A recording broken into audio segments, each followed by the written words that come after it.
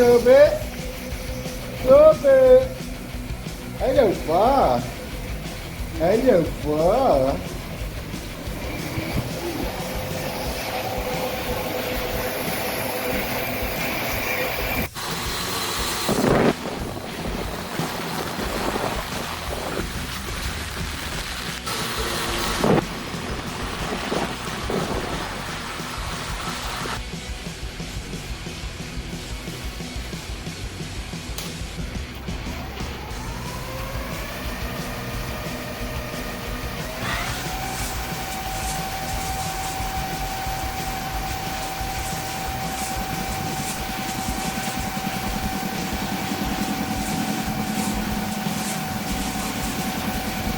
I'm squaring off old stock pieces of metal I had a big block of metal, tool steel. So I've cut it into a couple of pieces, and now I've got it here in my small lathe and a 4-jaw chuck here.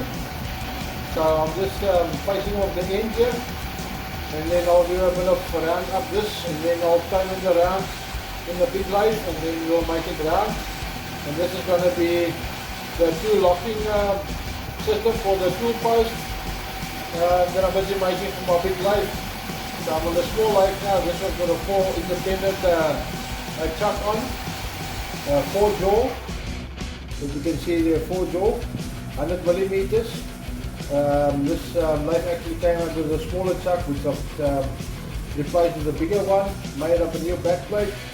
So that's what I'm using over here to, when I use square stock, to just phase him off, and then I'll just round off a little bit here until it's nice and round. Then I'll put it in the big lathe.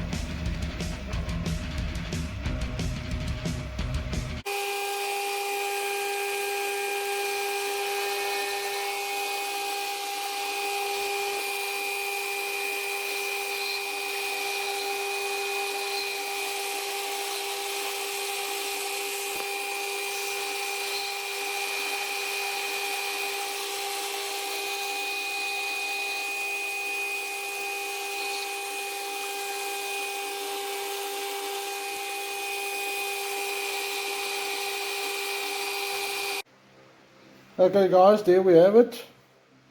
I've done the locking system for the piston that locks in over there on the tool holders.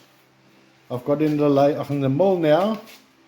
I'm going to drill the hole now over here for the piston, and then once that's finished, I will then obviously drill over here. I think I'll do it on a milling machine with a boring bar for the outside diameter. Get this to go in there, and then last we'll do the center locking to lock it on. Yeah, so we're getting there slowly. Don't know if you can see on the inside, all nice and shiny, nice and smooth. So yeah, that's what I've done out of those pieces of stock metal, and got a little bit of a shell in there for the locking nut to go in there, just to finish it off nicely. And we'll try and get the tolerance as little as possible so it just doesn't grip on this one.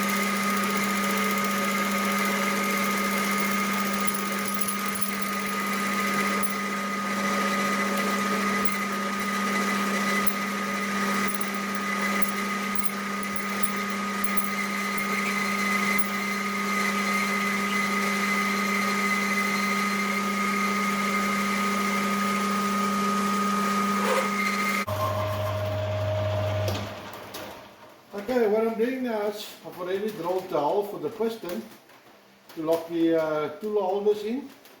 I'm busy boring out now the hole for the locking mechanism. Over here you can see I've already made a little offset. You can see the offset over there that pushes out the piston to lock the tool holder. So I'm busy boring out until it's going to fit in on that shoulder and this shoulder. So yeah, we're busy doing that at the moment. Takes a bit of time.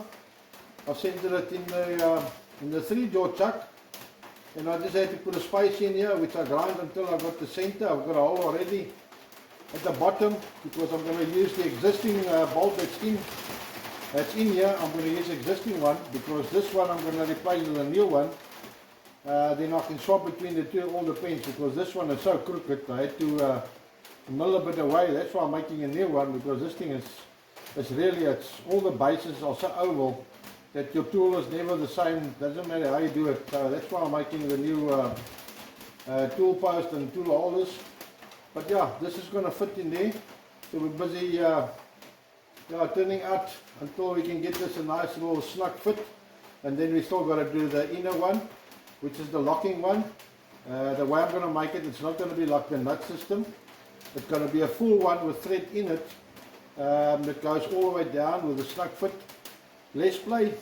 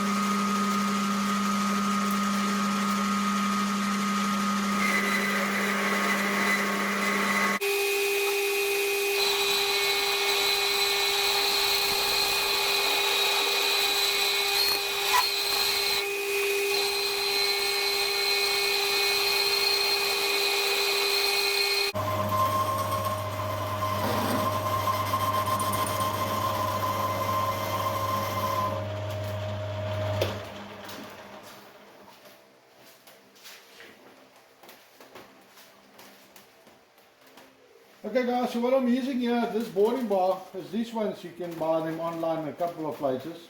This one comes from Bangkok. Yeah, so what I've done is, on these ones, when you buy them, obviously you got to grind them. They are not sharpened. You got to do the angles, the relief in the front, also the relief in the back. The reason why I'm using this long one, it's already set up over here. Like I say, this tool holder is really bad. It takes a while to get the thing set up there and the angle right. So I just continue using this one because it was set up for when I did the boring in this one. I did the boring in this one with that long boring bar to get all the way through. So yeah, you as long as they're sharpened, they work very nice. This one is a bit long, so I do about 2 passes because it flex a little bit on this long distance. But yeah, it does work. Get a nice finish, but they gotta be sharp and you gotta give them oil all the time. It needs lube. But yeah, it's doing the job. So a couple of passes to go, and then we should be on the right size for yeah, the oval nut that's gonna go in there.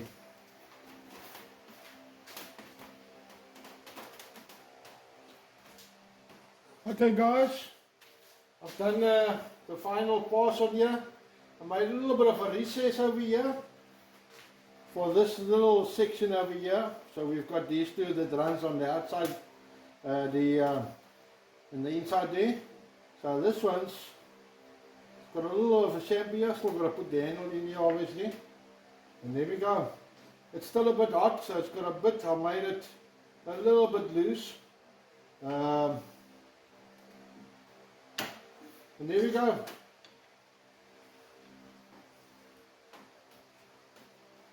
All done. So now we can do a bit of a chamfering there. Next thing I've got to do is just make the piston. And I'm going to put 2 O-rings in there, not just 1 O-ring. 2 O-rings in the piston, just to make sure that it doesn't vibrate, and also when the piston presses against the tool holder, that it's always flat and not a bit of an angle.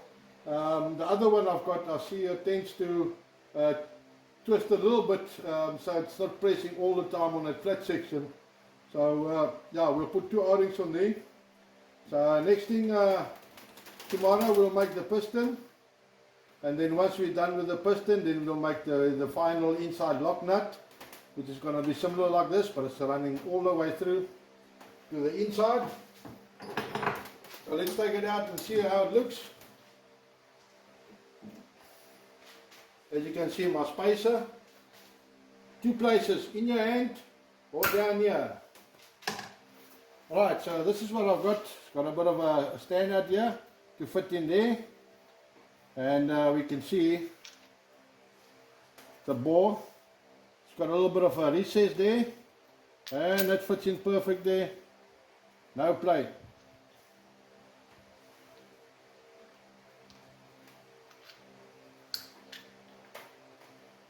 There we go, solid as can be. Hey, we're almost done.